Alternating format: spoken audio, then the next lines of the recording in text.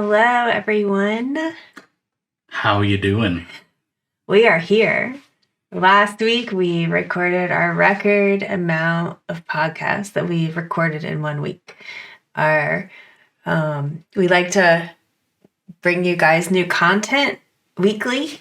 And so our goal is to also be able to take some time off over the summer, but continue to give you guys weekly content. And so we are, recording some ahead of time and to roll them out. And we were also sick last week. We're still sick. We're still recovering from all of that illness. So today, I'll be honest, we are choosing hard. We don't want to record this podcast right now. But we're here and we're going to do it. And as soon as we start talking about it, we're going to get excited and into it because we really like sharing information with you. And today is a spicy topic. It's spicy. Wow.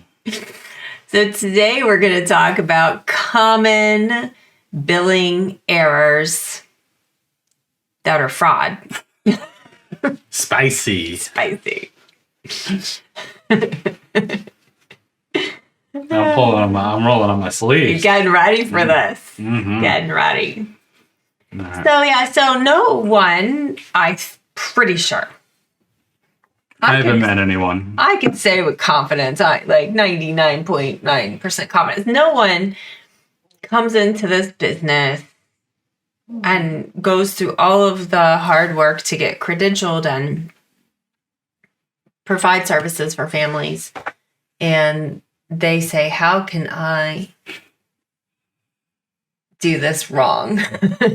How can I do all the things to bill fraudulently?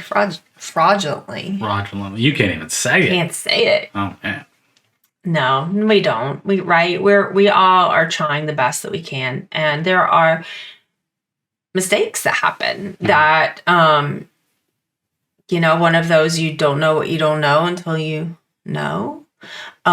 It could be, this is how we did it in my last company, like the company that I worked for, or where I got my training, or this is just how I've always seen it done.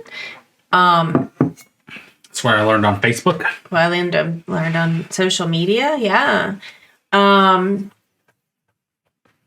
it's wrong. It's wrong information. And so most of you guys have started your own practice because you want to stand out. You want to provide quality services. You want to do it differently than maybe you had experienced in your previous employer. Not that you love your previous employer, but maybe you wanted to do it a little differently. Mm-hmm. So anyways, yeah. So we're going to talk about those. Not all of them. It's not going to be an inclusive list of all of the things, but it's some of the ones that we see most often. Yeah, and just one thing, just to piggyback on what you were saying, that I often say, nobody wakes up in the morning and says, hey, let's commit some fraud here, right? So the intention here, obviously, for the vast majority of people are you want to do things correctly.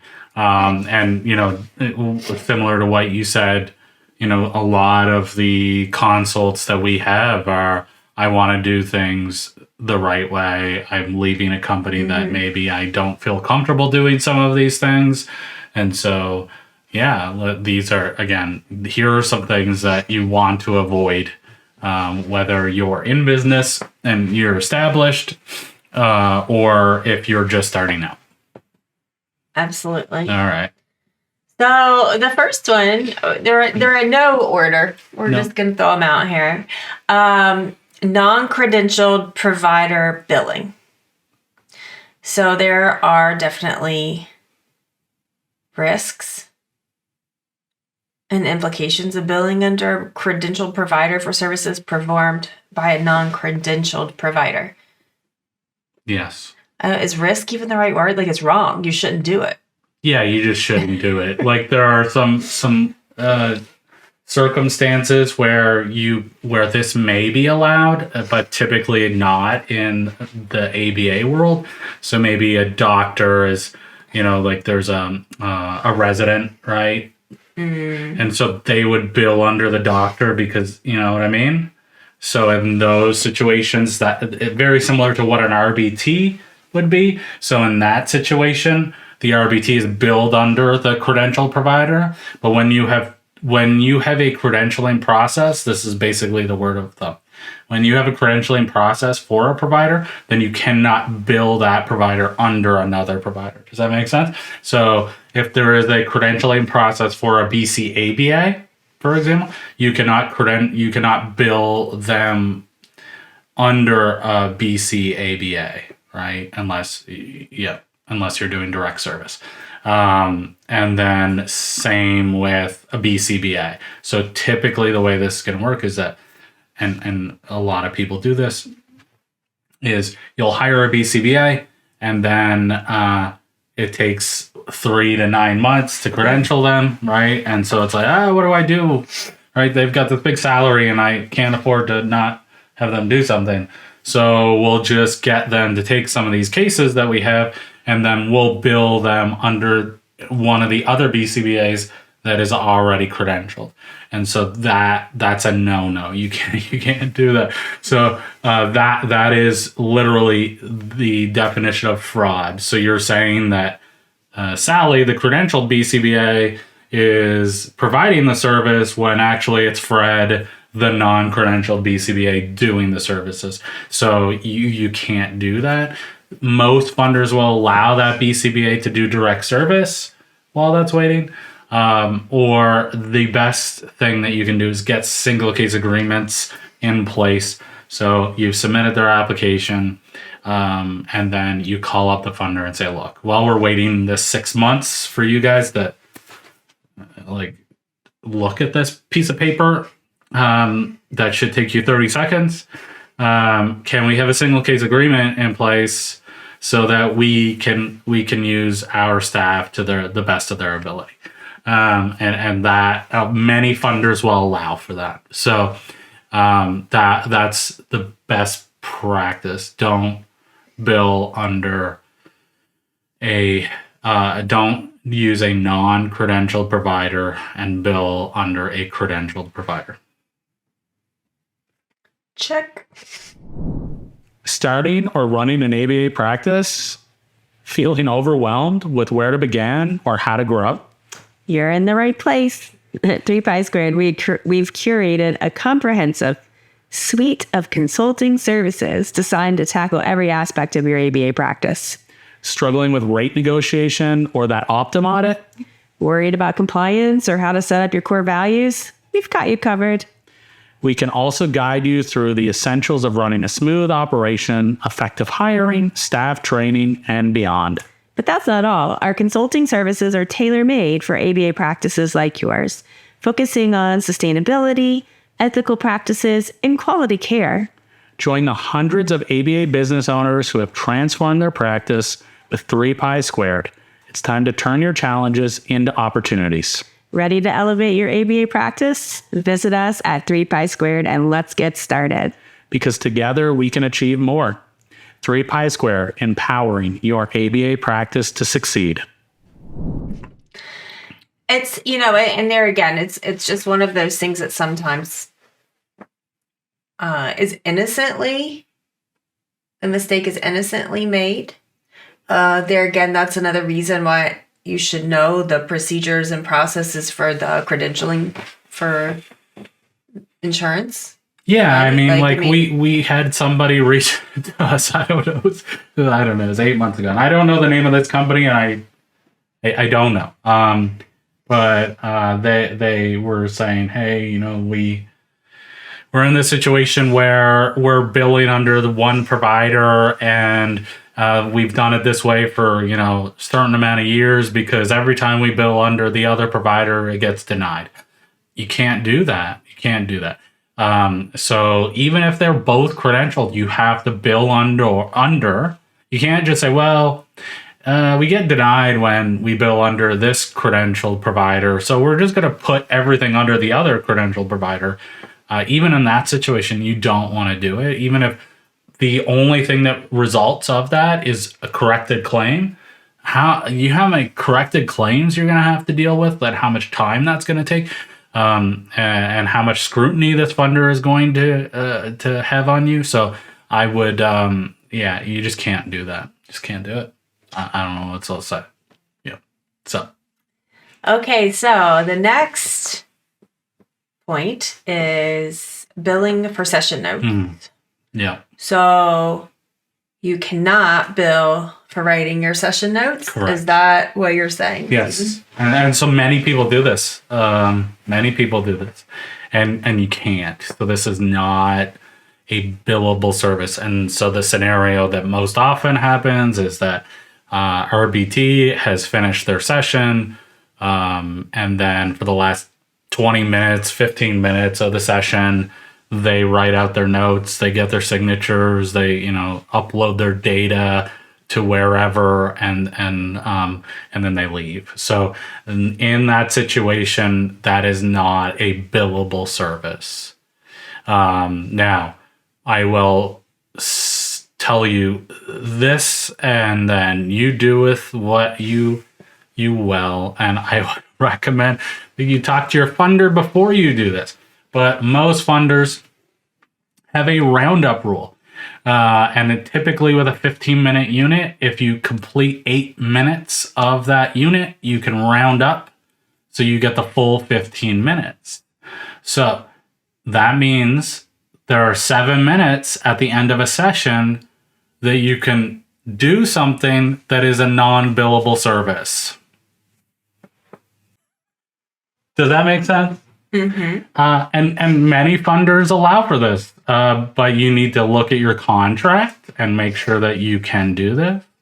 There have been other people way smarter than me in this field talking about, is this ethical or is it not ethical to have a planned stoppage at the 7-minute mark, with 7 minutes left in a 2-hour session, a 1-hour session, an hour and a half, whatever.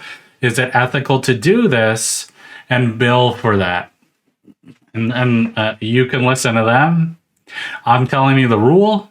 And it is a good idea to speak to your funder and make sure that that is an actual thing that you can do. Do they have a roundup rule, and what is it, and what can you bill if you do round up? So some funders, I've seen it where you can round up to get the unit at a certain point, but you can only bill for that time that you actually worked.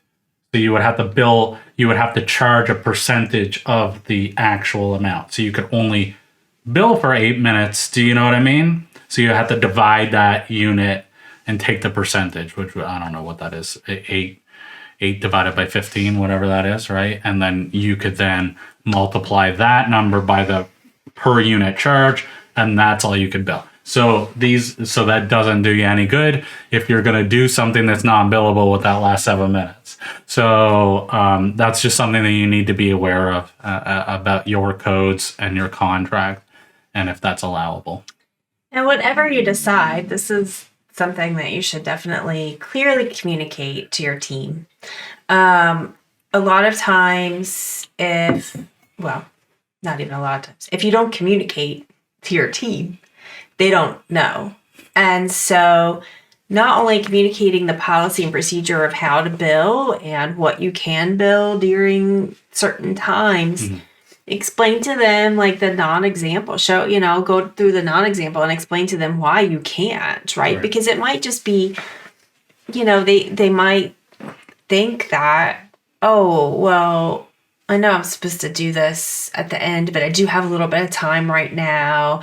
The mom came in and started feeding the kid early for lunch, so I'm gonna just go ahead and start writing my notes or whatever the situation is, right?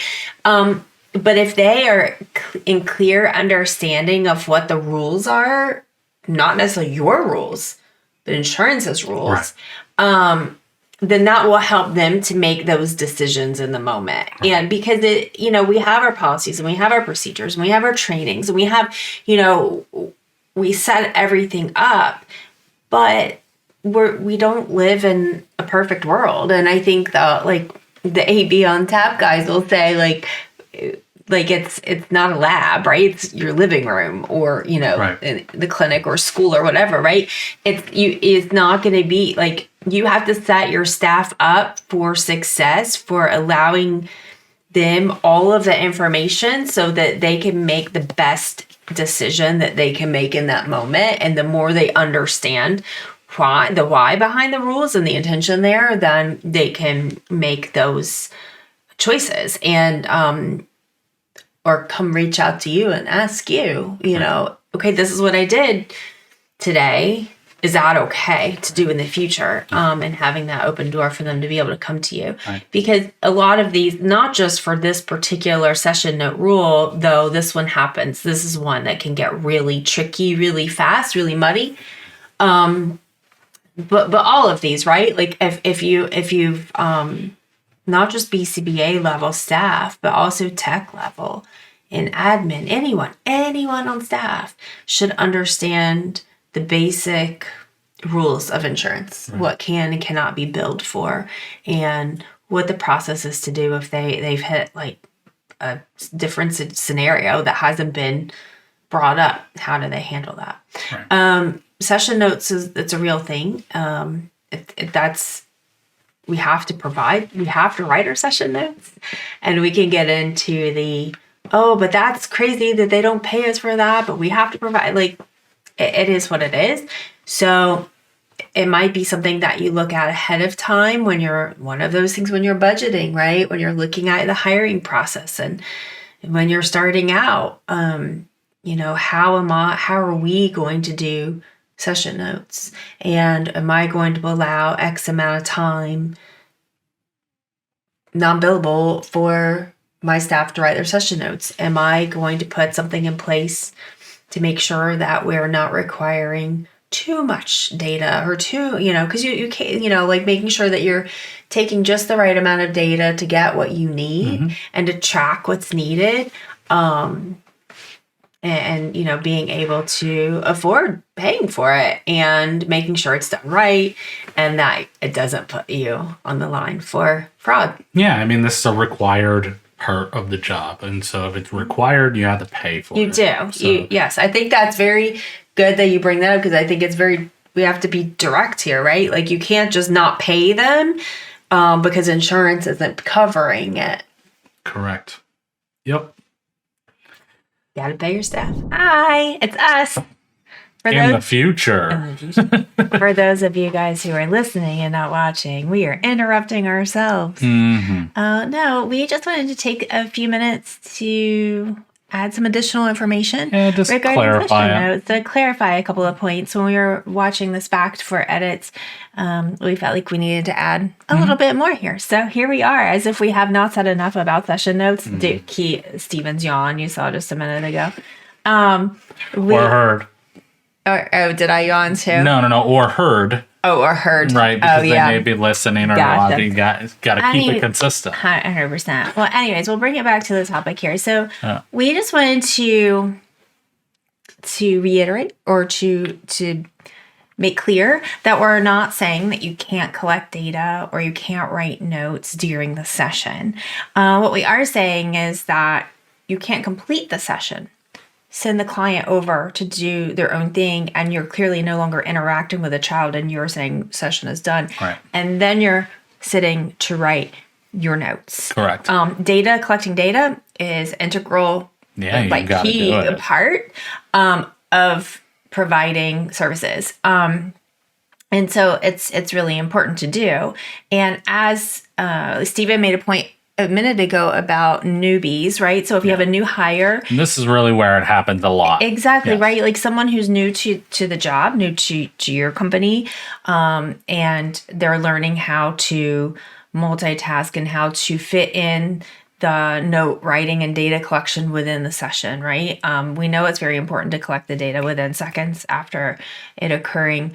But as you build that skill, as you provide the training and you feedback support, or you increase support during that time, right. Like to get your staff to the point where they're fluent in being able to record those notes and jot those key phrases or whatever that you have in your expectation for the session notes during the session, and then, you know, being able to like do a quick read over and quick edit and like tie it up at the end within a minute or two, right? That all that can be done within a session. Correct. And while you're billing the funder. Correct. So the issue that we see, and what I just want to make sure that we're clear on, is that, and like you said, mentioned April, is that especially newer RBTs, we've found this in our experience with our company, and what I've heard from many other providers is that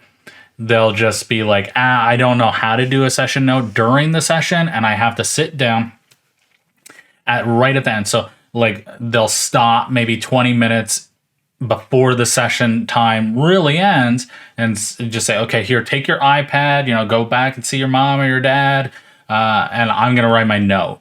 And so if that is a scenario you find yourself in, then in our opinion, you don't have to take our word for it, but in our opinion, you are no longer providing a service. You're doing something different. And so that's the scenario that we see quite often. And so the RBT is like, again, the child is gone, right? Like they're probably maybe not even in the same room anymore. And the RBT is then typing, you know, their note, putting in their narrative, checking all the boxes, what programs did they run today, and like that. Our opinion is that you cannot bill for that. But you know, so you have to teach your staff how to take notes and how to multitask, like April, you were saying. So, you know, normally with an experienced RBT, they're doing this during the session, collecting this data during the session, putting their notes together during the session, and then, maybe they need to button up their narrative at the end. It takes a minute or two, right? They show the session time to the parent, they get signatures and all that stuff. You know, again, it takes maybe 3 or 4 minutes, and then they're out the door, right? And so we just want to make sure that we're clear on what we're suggesting, and that and this is really important in training your staff, because you may not even. And this is something that was eye-opening to me, and I know we did a podcast. You don't know what you don't know, and what things did you assume was happening, you know, in your company, and they weren't really happening. This is one of those things, especially with newer RBTs. It was just like they assumed that they could bill and take the last 15, 20 minutes of the session and write their note, right? And so we didn't. I think in a lot of times we didn't understand that they were doing that. Does that make sense? Right. And so you may assume that they're doing the session, right? But they may assume that they can bill for that. So it's just make sure that you're on the same page with them.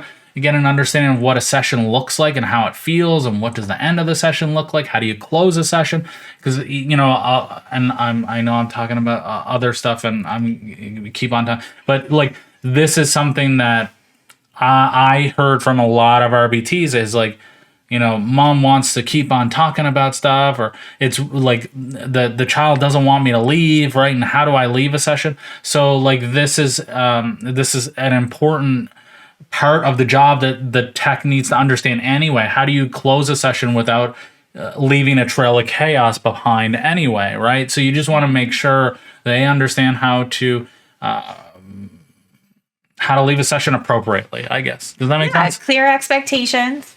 And then also part of the supervision is to, you know, to observe this and monitor it. Because I know sometimes too in the supervisors in the session looks a little different. Yes. And so just maybe once in a while taking that time for the supervisor to say, hey, pretend I'm not here until the very end. I just want to see how you're closing out the session. Right. And like maybe doing a check, right? Yeah. All right. Well, we will put you back to the podcast you were listening to. Yeah, and if you have any feedback for us, comment.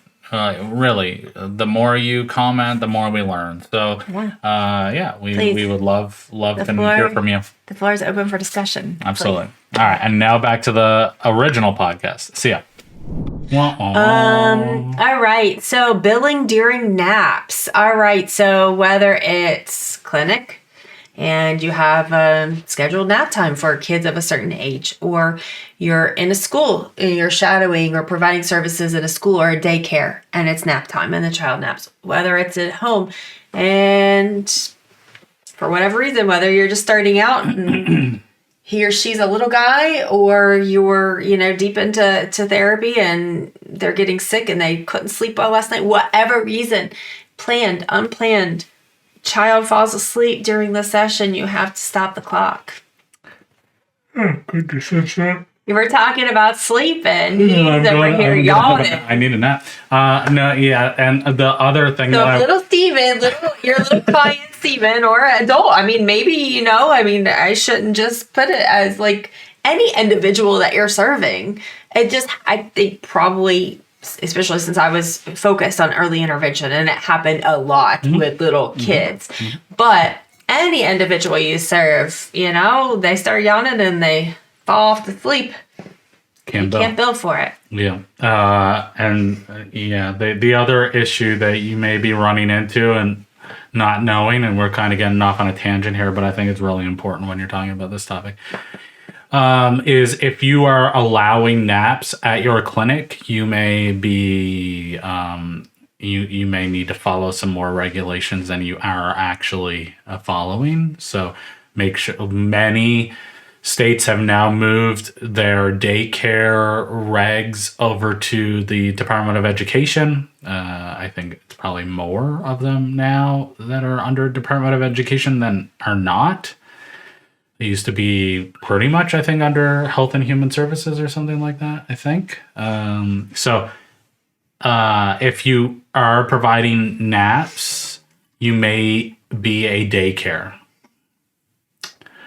And so many ABA clinics do not allow naps at their centers because they don't want to have to deal with that.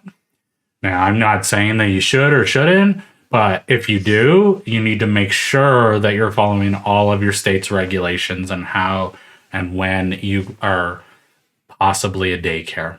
And then right, because there are going to be all the rules around that. And then there's the whole thing. And again, I am not a BCBA, but I know a lot of people talk about this all the time. And like, okay, is this a dual relationship? Because now you're a daycare plus you're an ABA provider. Like, okay, I don't know. I'm not going to answer that. So you're a smart person. Talk to the ethics board. I don't know if there's any kind of ABA authority that has spoken on this. Do you know? So like, but I know I see it. I see like you can't do that, and I don't know. So that's just something to be aware of. Like any kind of a lot of the ethical areas that could potentially be seen as a gray area, you can look at if you're rural services, if you're the only provider within X amount of miles, you're in clinic and the family lives too far away to commute to come back and do a couple of sessions. I mean, there are a lot of factors to look at, and I think that really boils down to really looking at the clear, like at your intention, at your why, and having a clear intention, having it written out in the treatment plan very specifically, right? Family lives too far, child's of napping age. We have the setup in our clinic. We have all the things all of our ducks in a row, and this child's allowed to nap here.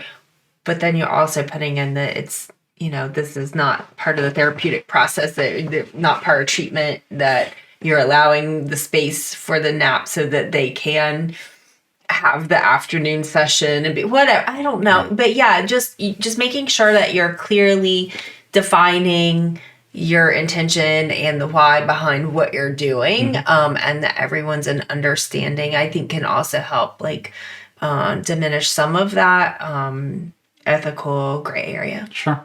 But yeah, I'm not the BCBA ethics board by any stretch of the means. So So those are definitely things to look into. And that's kind of what this is. The talking about fraud and mistakes that are often made and unintentionally committing fraud.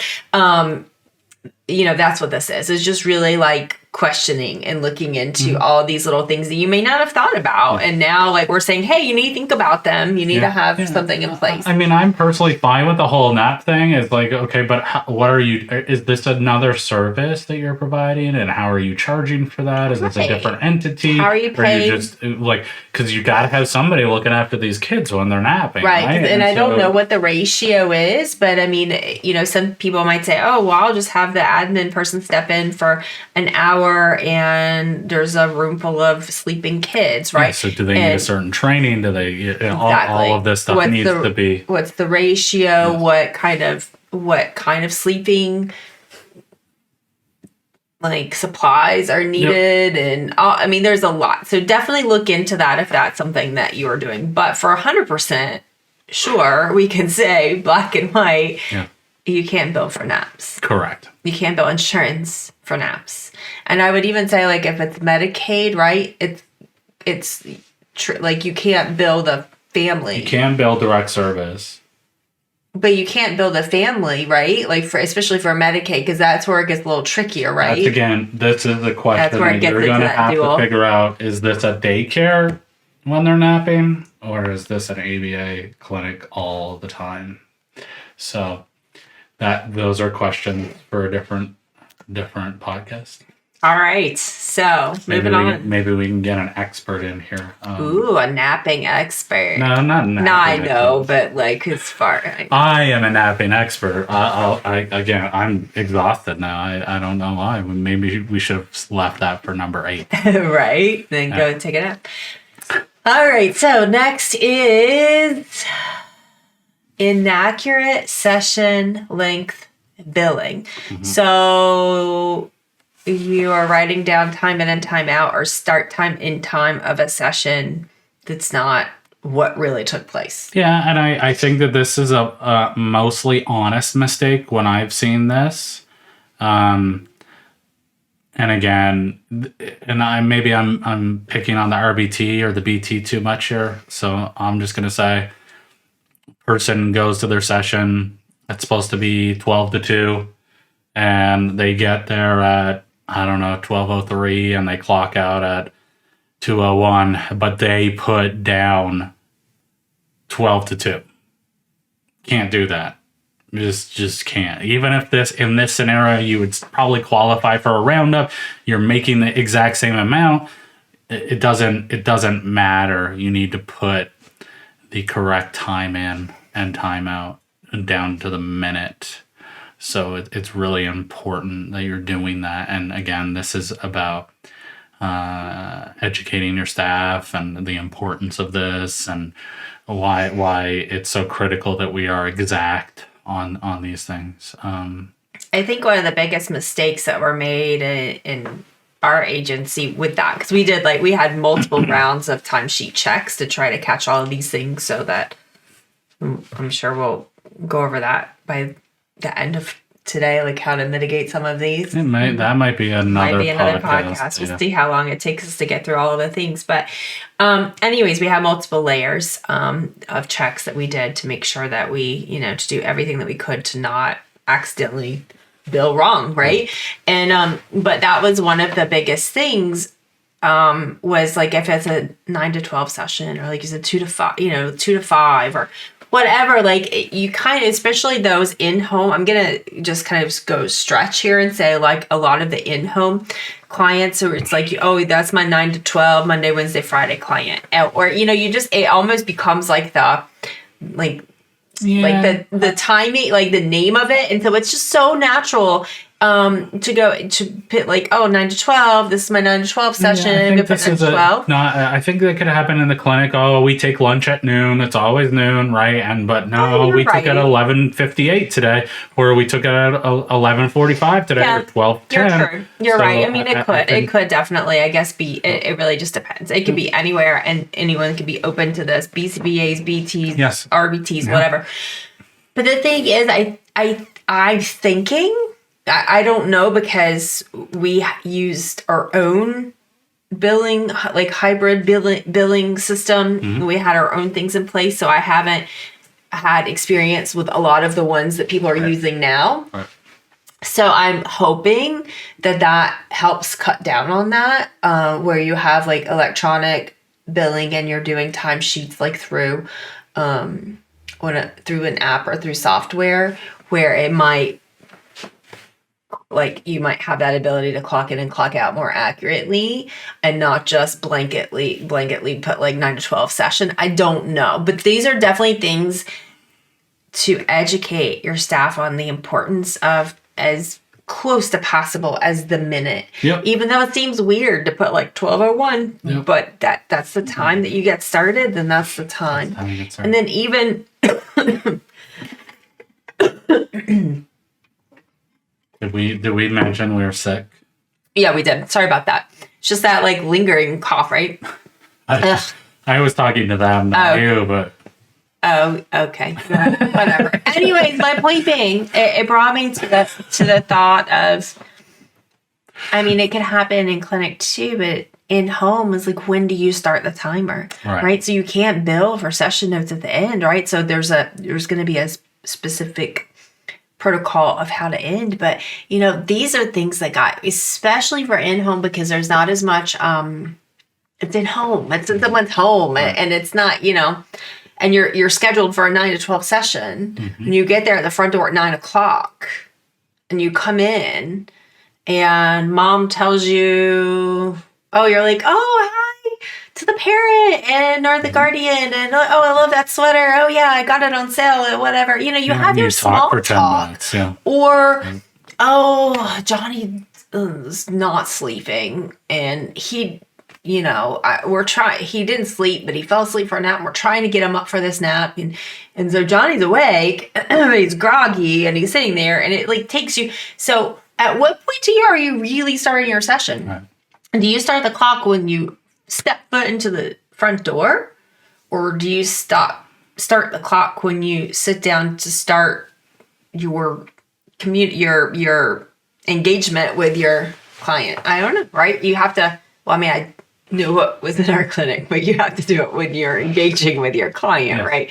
When you're providing direct service, and the definition but from that funder as to what direct service, protocol modification, parenting, that's when you start.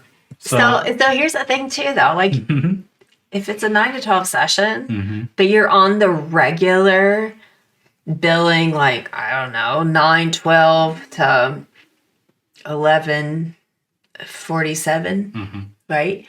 Over time, those, and this is not billing, this is just a little free tidbit here to think about. Over time, these 3-hour sessions that you've planned for are not 3-hour sessions, and you're not getting 3 hours from insurance. Right. You're paying your staff 3 hours, but over time, if you're like, what, something's just off with these numbers, we're not quite getting what we're expecting here from this, look at that too. And that's also something to plan for when you're starting, and budgeting. Like a 3-hour session may not be a 3-hour session, right? So do you schedule for 8:45 to 12:15, knowing you're going to have to pay your staff over? And there's also drive time you got to worry about. So there's so many pieces you have to think about. But the point here is fraud. So don't bill when you're not providing the service that you're billing for.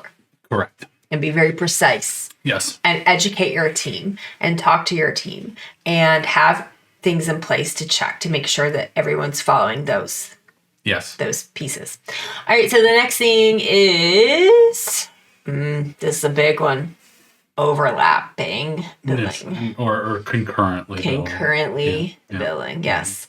Now, this is one that you have to know your funder and your contract with the funder, because sometimes it can be okay. Yeah, it can be. And then there are other situations that we see happen often. So if there's a speech, OT, PT, can we bill while they're there, even though we're not in the same company?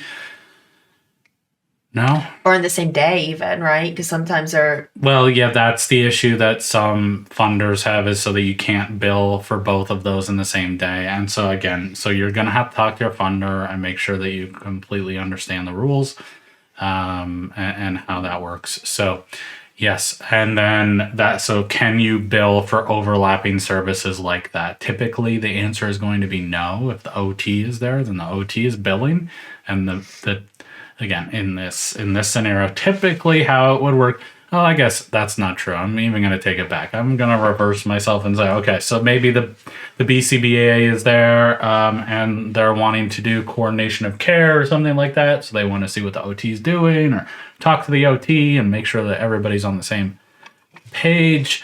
Typically, you cannot bill for that. I apologize if you can hear our dog grumbling in the background. So in that scenario, you probably can't bill, but again, talk to your funder. Now, there are other scenarios in the ABA specific, like parent training and protocol modification being billed at the same time as direct service. And the way the codes are written, you should be able to bill for those at the same time. But your funder may not allow for that. So it's just something to be aware of. I think it's abacodes.org. That's where I would go for very clear definitions on what protocol modification is, what family guidance. It's not parent training anymore. It's family guidance.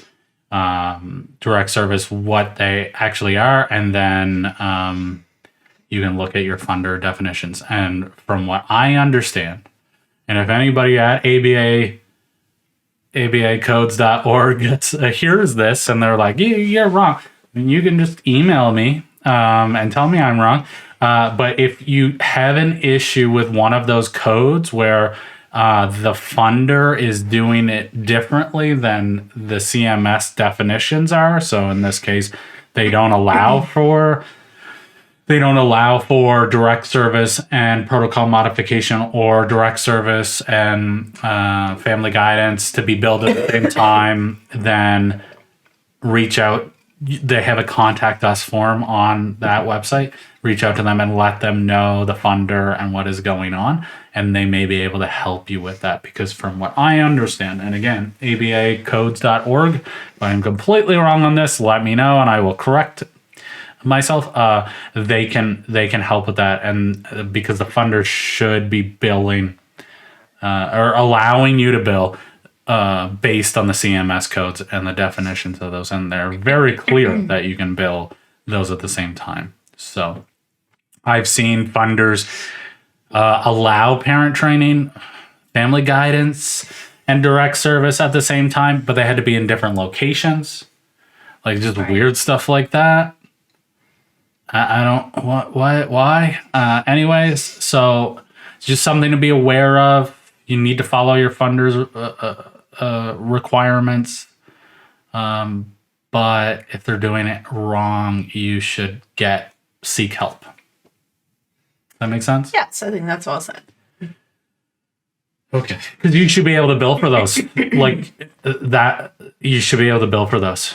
And it's not fair if you have to pick who am I going to pay for right now, the BCBA or the RBT, where it's absolutely important that they are working together, right? So right. I don't know, it's weird, but yeah. I agree. All right. Okay, so falsifying service times. Now, this could be I think we're intending this like on purpose, potentially, because we've already covered like inaccurate billing, right? And that's more like you've made a mistake. Correct. And this is also after the fact. So this is blatant. This is blatant altering, right, of the timesheet, or like, oh man, like here's an example. You've got 2 timesheets on the same day. Oh yeah, did I did I double this or did I mean to put this on Tuesday and Wednesday, and then changing it and not even really understanding if that's true or not. So changing them after the fact, you're not supposed to do that. So how do you fix that? If you do make any modification, I am not an attorney. Get an attorney. I'm going to do shout out Kim Mack. She's agreed to come on the podcast. Yes. So if you're listening, Kim, we want you to come on. Yeah, it's just a matter of scheduling, but we're very excited about having Kim come on because she has a wealth of knowledge in this, and she's like, she's an amazing human, and she gets it, right? Yes. So, but yes. So you should not change these things after the fact. So in these cases where you're just like, I'm just going to change it, and you need to get these signed off again. So and you want to put a note on them saying, oh, we made a mistake, we're going to change this, or whatever alterations that you make to a session, it needs to be noted. You can't just go in there and change it and say, oh no, this is what we did. Actually, like maybe your RBT put the wrong name down or put the wrong programs that they actually did because they forgot which, so they were working with client A, but they put client B's information in it. And then everybody's confused because it's been a week and you're like, what's going on here? What do we do? So you can't just say, oh, well, I think we kind of know what we're doing and we're just going to make it work and change it. Can't do that. So you need to make sure that you have a really good plan in place for when stuff like this happens, because it's going to happen. It will happen. And so reach out to Kim or come up with a really good plan on how you're going to allow, in a very rare case, how you can change the session notes after the fact and how you're going to make sure that you're documenting that appropriately. Yeah, I'm not an attorney either. Oh, really? Not. Maybe we should become attorneys. Maybe. No, thanks.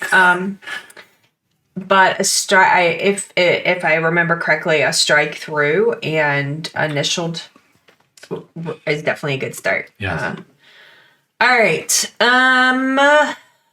Is that enough for that one? I think so. I mean, like I said, hopefully we can get Kim on here eventually and talk about recoupment audits. And this is a lot, which should probably be covering a lot of what we're talking about today. So I just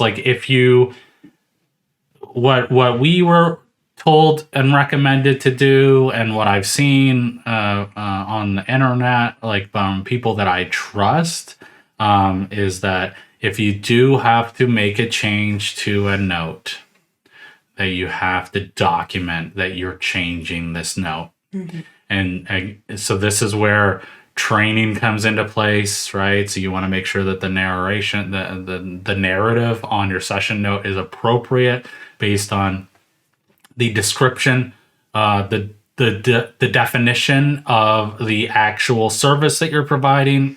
So these are important things to understand and to educate your staff on. And this is ongoing training. This is constantly auditing your session notes and making sure that they're appropriate, again, based on the definition of the service that you are claiming you provided. So, yeah. And so going back after the fact and editing these, changing the time in, time out, these are things that you want to make sure that you have a system in place and that you're doing everything correctly. So yeah, I again, it's just these were checks and balances that we had in place, and we're at 40 minutes, so there's no way that we're going into what you should do. That's gonna have to be another podcast. So yeah, moving on. All right. So this one, it's going to kind of piggyback a little bit on the other one, but failure to correct billing errors. Yes. So you make a mistake in billing and you recognize, we already submitted this and it was wrong. Yes. So you have your process on how you're going to modify that section note after the fact and how you're going to document that this is an and edit to the session note after the fact. And then if especially, no, it doesn't matter. So, but like if it's in your favor, right? Like you build 2 hours and you really should have built 2.5, then you definitely want to send in a corrected claim. But just as important, if you build 2 hours and you really only did an hour and a half, you want to send in that corrected claim to make sure that you're billing the right amount. And if you do find an error, or maybe they accidentally put in parent training and it was really protocol modification or assessment, and it was really family guidance, then you just want to make sure that you correct that claim. Yep. I mean, that's it. So correct your claims. And know the process, right? To correct those claims, with your payer, right? I mean, you really want to make sure, like, it's basically the same for everybody. You go into your clear, you just resubmit.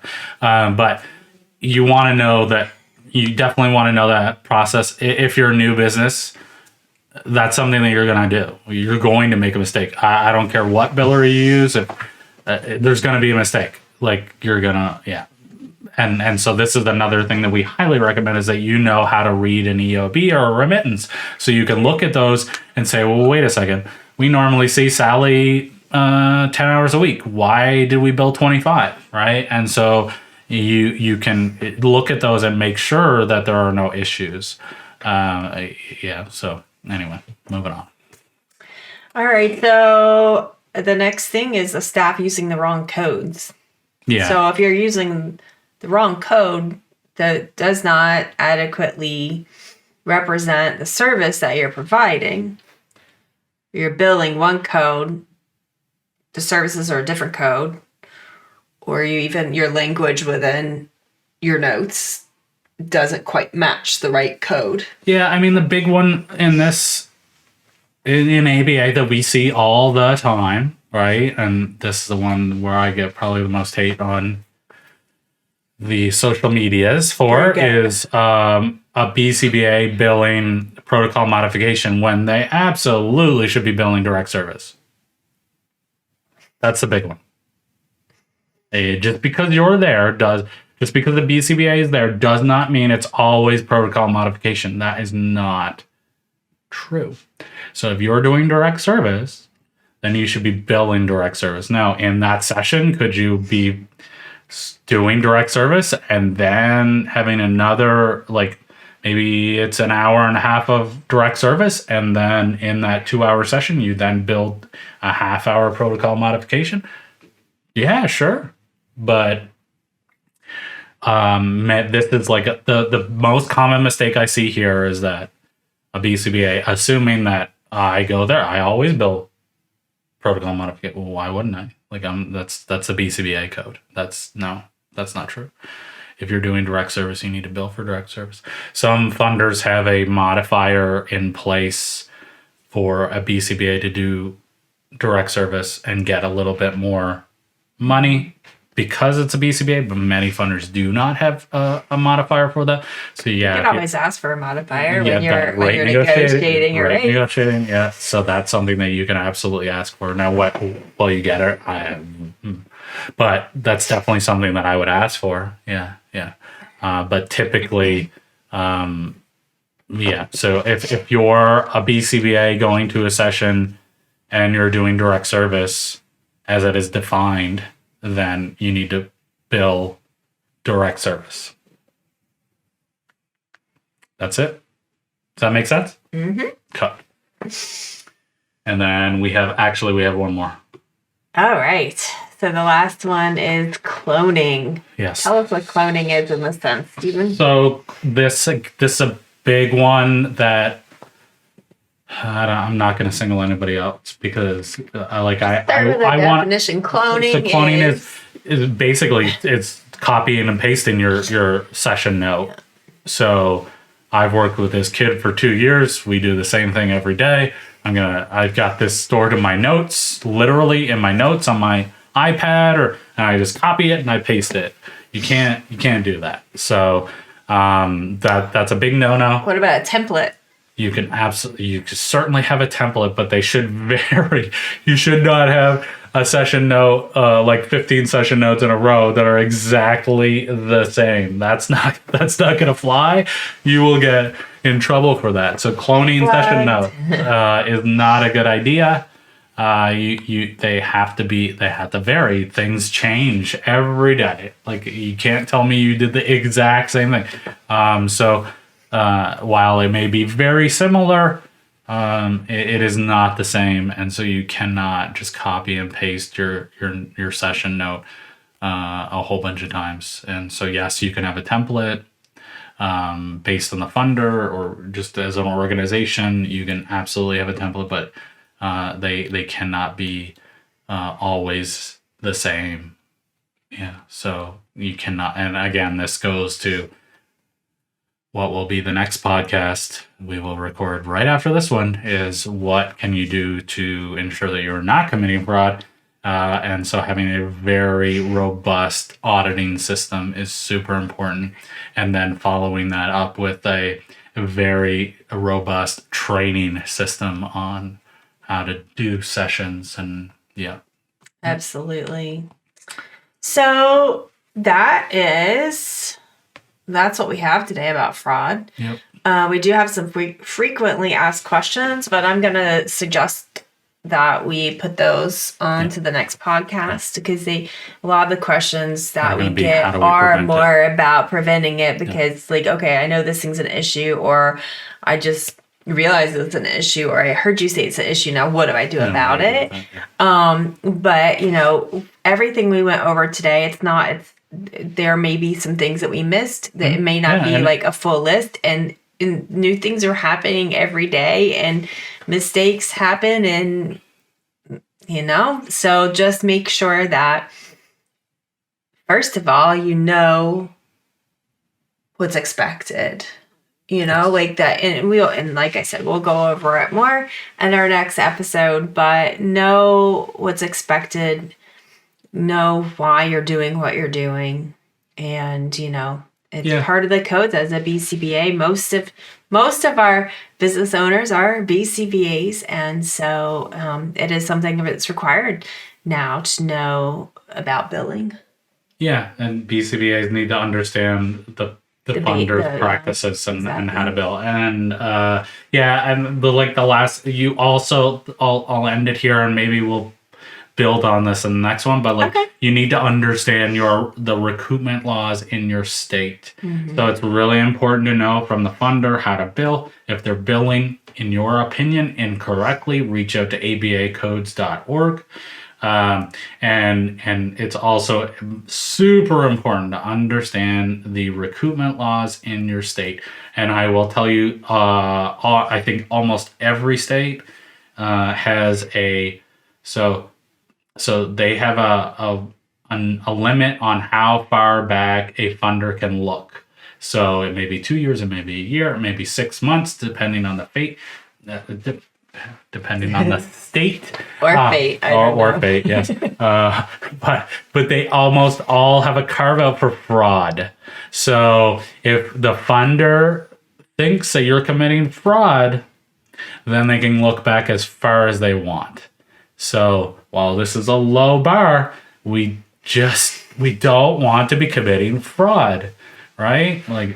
And we don't want the funder to be able to say we are committing fraud, right? Which is very different than actually committing fraud. This is what the funder says. They can say a lot of things. But yes, so we don't want to be committing fraud so they can look back even further, right? And again, just because you didn't realize that this was fraud doesn't mean it's not fraud. Right? Does that make sense? I think I said that right. Yeah, no, but that's why that is why we are getting this information out to everyone. Right. It's because no, you can't play dumb. Yeah. Even if you are dumb, right? Even if you don't did not know, it's okay. Yes. We learn through failure, we learn through mistakes, but this is not one that you want to happen upon and learn the lesson the hard way, because when you're talking fraud, no one wants to go through those consequences. Yeah, right? And I mean, you're going to have a recoupment audit that like this is going to happen. No matter how pristine and perfect you and your company may be, and your records may be, you will have a I mean, this is part of the game, so you definitely need to have that information ready. So I think we're done for today, everyone. But please, please, please be on the lookout for the next podcast. And also, subscribe and like, and so that more people can see this content. And then if we missed any like super obvious ones, and you're watching this on the U of Tubes, then dad joke. Yeah. Then comment, please, because like we can all learn from each other, right? And it's very easily we could have missed some important ones. So if there was something that you're like, dude, why didn't you talk about this? Let us know. And we'll talk about it. And then I will also say in the comments, if we're missing a topic that you feel we should be discussing, comment and let us know. We want to bring you what you want to hear, so absolutely let us know. All right, everyone, have an amazing day, and we'll see you next time for more talk about fraud. See ya.